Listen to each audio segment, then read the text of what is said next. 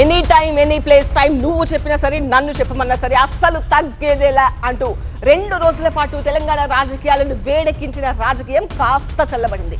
అప్పులపై కాంగ్రెస్ బీఆర్ఎస్ సవాళ్లు సరే, రాజకీయ ప్రయోజనం ఎంత అనే డైలమాలో పడ్డారు.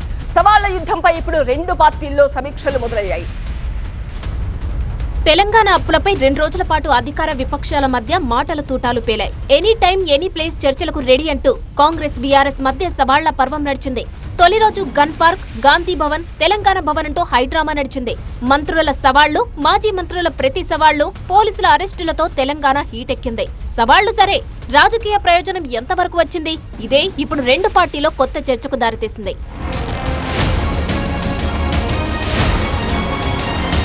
సవాళ్ల యుద్ధంపై రాజకీయ పార్టీలో సమీక్షలు మొదలయ్యాయి. సవాలు చేసి ప్రతిపక్షానికి అనవసరంగా అస్త్రమిచ్చామా అనే డైలమాలో కాంగ్రెస్ పడింది. ఒకవైపు పొలం పనుల ప్రారంభానికి ముందే రైతు భరోసా వేసి దానిని ప్రచారం చేసుకోలేకపోయామనే అంతర్మదనం అధికార పార్టీలో మొదలైంది. 9 రోజుల్లో 9,000 కోట్లు వేసిన సవాళ్లతో రైతు భరోసా పక్కదారి పట్టిందని పార్టీలో అంతర్గత చర్చ నడుస్తోంది.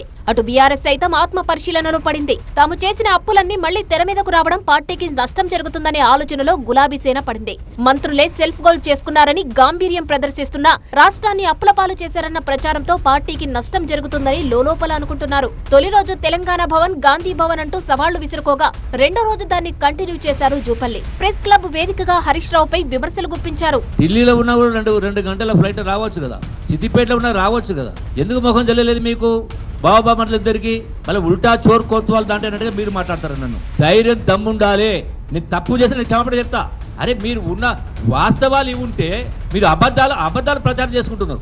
జూపల్లికి అదే స్థాయిలో కౌంటర్ ఇచ్చారు హరీష్ రావు. పాలమూరు పౌరుషం ఉంటే రాజీనామా చేయాలన్నారు. ఇంకా జూపల్లి ఇంకా ఏమైనా జిమ్మిక్కులు చేస్తావా? ఇంకా ఇప్పటికైనా సోయి తెచ్చుకో. మీరు రేవంత్ రెడ్డి అసెంబ్లీలో చెప్పిన వీడియో చూసుకో. జూపల్లి గారు, నేను అసెంబ్లీలో మాట్లాడిన వీడియో, మీ రేవంత్ రెడ్డి మాట్లాడిన వీడియో, ఆర్బీఐలో మీరు ఎన్ని అప్పులు చేసిన వివరాలన్నీ కూడా రివర్స్ లో మీకు వాట్సాప్ లో పంపుతున్నా. చదువుకో, రాజీనామా చెయ్యి అని చెప్పి నేను సవాల్ తీసుకుంటా ఉన్నా. మంత్రులకు పని లేకపోతే తామేం ఖాళీగా లేమన్నారు ఆర్ఎస్ ప్రవీణ్. మా ఆధారాలు మేము పెడతాం, మీ ఆధారం ముందర పెట్టండి. గతంలో ఏం జరిగిందో కొప్పలేశ్వర్ గారు చెప్తారు, ఇప్పుడేం జరుగుతుందో నేను చెప్తా. మీరేం చెప్పాలనుకో చెప్పండి, మా డౌట్లు మీరు క్లారిఫై చేయండి. That's what we all wanted. అది చేయకుండా ఇప్పుడు వచ్చి ఎక్కడున్నారు 3 కుర్చీలు పట్టుకొని వచ్చి నీ కుర్చీల బిజినెస్ చేసే టైం మాకు లేదు. జూపల్లి కృష్ణారావు గారు, డ్రామాలు ఆపండి. 2 పార్టీల సవాళ్లతో తమకే మైలేజ్ వచ్చిందనే భావనలో 2 పార్టీలుండగా ప్రజా సమస్యలు పక్కదారి పట్టించేందుకు 2 పార్టీలు డ్రామాలాడుతున్నాయని బీజేపీ విమర్శలు గుప్పిస్తోంది.